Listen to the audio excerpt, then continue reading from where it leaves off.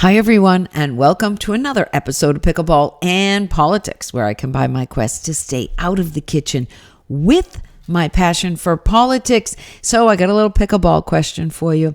It's going to be my birthday this week, and I am supposed to play pickleball that day, but I am debating whether I play or not because I don't want to feel bad on my birthday, and you know how I play. I'm terrible. So I feel like if I play, I'm going to feel bad on my birthday. But if I don't play, I'm just going to get worse.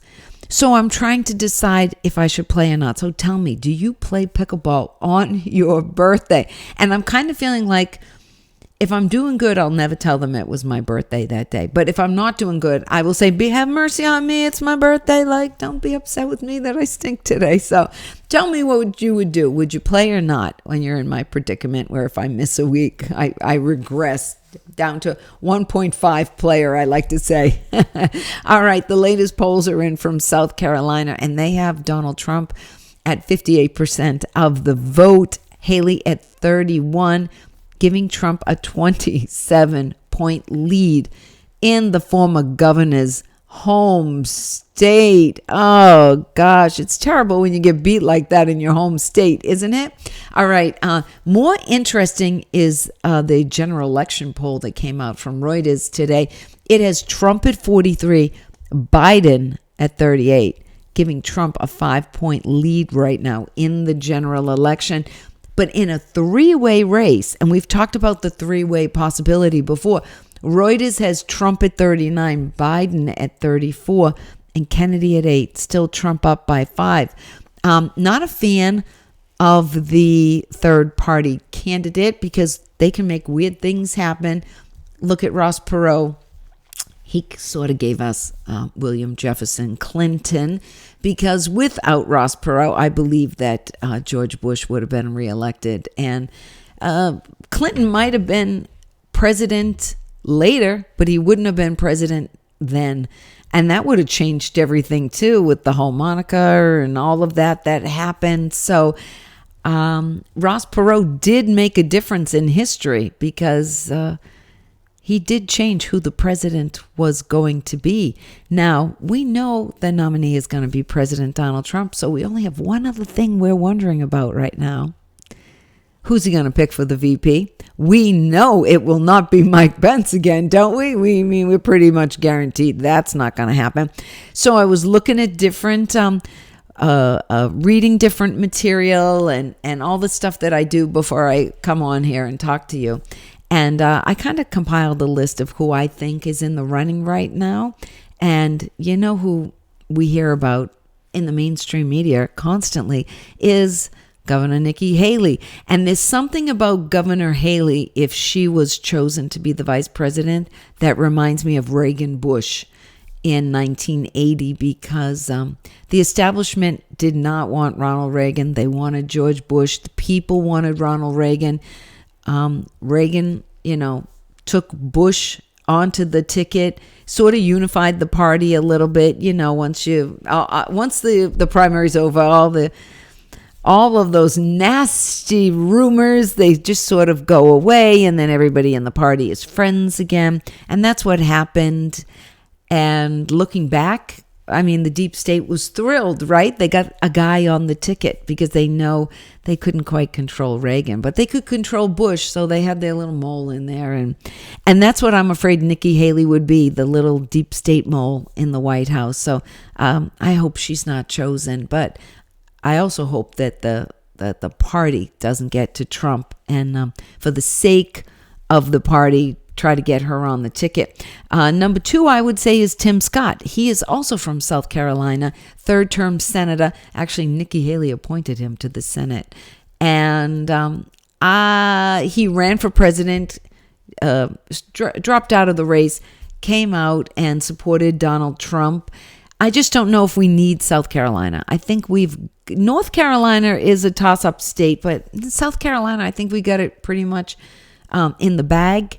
So I'm not sure if picking a vice president from South Carolina would benefit us electorally, because that's still how we elect presidents in this country. Next would be J.D. Vance. He's only a first-term senator. He is from Ohio. He was a venture capitalist, but he's sort of new to the MAGA movement. And I don't know. I go back and forth on J.D. Vance. Like I said, first-term senator, but he is from Ohio, and Ohio has trended red in the last few elections. But it would be, Ohio could be something that we need. We need Ohio electorally. Next, I would say, is Elise Stefanik, who is the representative from New York.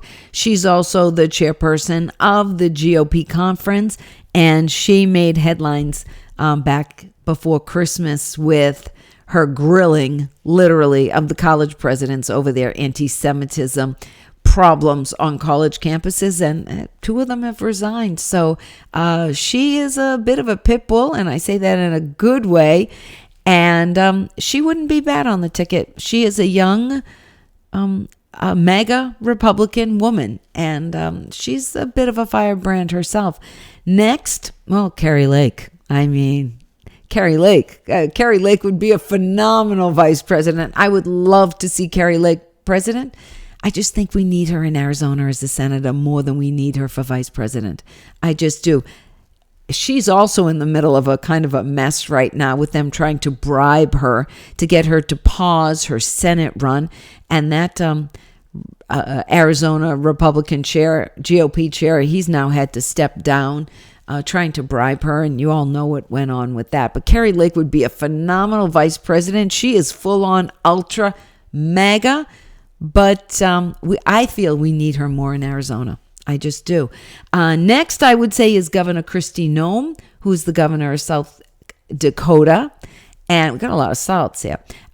She is the governor of South Dakota, and she has been commended for her flouting, really, of the COVID restrictions during the pandemic. Kept everything open, didn't shut them down, didn't close anything. And she is a great, great Midwest Republican, and I would love to see her as vice president too. Finally, because I got to talk about him every time I talk to you, Vivek Ramaswamy's name is definitely floating around in the hemisphere to be vice president to former President Donald Trump. Thing is, I think he's too young. He's 38. He'd be 39 by the time he was vice president. He's a businessman. I just think we have time for Vivek. I really do. In the next 20 years, he will still be under 60 years old. And I think there's time for Vivek. And I don't want to see him vice president, but I do believe he has a place within the cabinet somewhere. And there is a little bit of me that wants him to prove he's legit and he's ultra MAGA. Some of the stuff he's been saying leads me to believe he is, but we still don't know enough about him to completely trust him, I feel right now. But I've met him several times. I think he's fantastic. I'm still just waiting to see. And I don't think I'm the only one that's a little hesitant. I talk to a lot of MAGA Republicans, and they all feel the same way too. So the interesting thing is we have no idea who the vice president is going to be right now and who Donald Trump will choose to be his running mate. But you know what? Donald Trump says he knows because he said he's already decided. So whether we talk about this or not, who knows? He's already decided who's going to be the vice president. I hope so. And it will be exciting to see who he picks. And I have a feeling it's going to be one of these people. Right now, I would say Kristi Noem. That's who I would go with right now. I would say Kristi Noem. That's who I'm going to, this week. We're going to, you know what? About like once a month before the VP is picked, we'll go over this list again of who I think is in the running and who isn't in the running. So right now, at the end of January, let's go with, I believe it will be Kristi Noem. All right, let's see what happens. We don't need South Dakota either, but I believe her being on the ticket could appeal to a whole big swath of the Midwest. because she's very much a Midwest girl. So that could help in the whole Midwest. Also, there's one other thing I want to show you, and that is a little present that my daughter gave me for my birthday this week, so I could wear it when I play pickleball. If I play pickleball, but if I don't wear it this week, I'll wear it next week.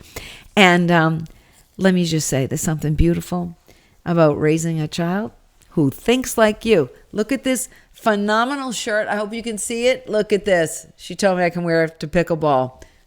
45, 47. Yeah. Oh.